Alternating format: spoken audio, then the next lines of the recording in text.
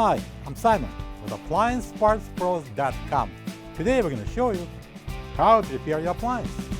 Are you ready? Remember, anytime you work on your appliance, make sure it's unplugged or the circuit breakers are off so there's no chance of electrocution. In this video, we'll show you how to replace the door shelf support in a tap-in refrigerator. It's going to be a very easy repair. Should only take a few minutes to show you how to do it. For the job, we're going to need a flat blade screwdriver. When you open up the package, you're going to get a new refrigerator shelf support. There are 4 identical door shelf supports used in this refrigerator. They are located on a fresh food door. They support the door shelf bars forming the door shelves.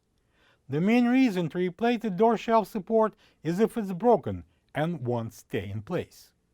To get to the part, we need to open the fresh food door.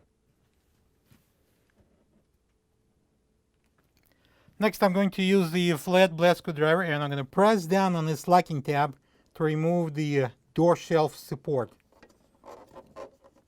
And I'm going to pull on and I'm going to slide this off. This is the old refrigerator shelf support next to the new one.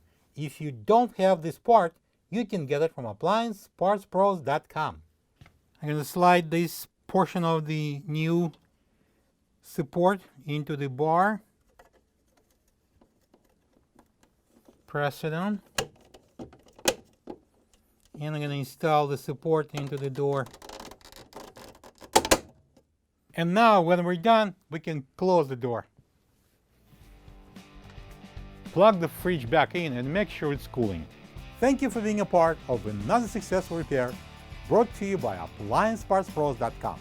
For any of your future appliance repair projects, please check out our other videos available on our site, on Facebook, on YouTube, and on Instagram.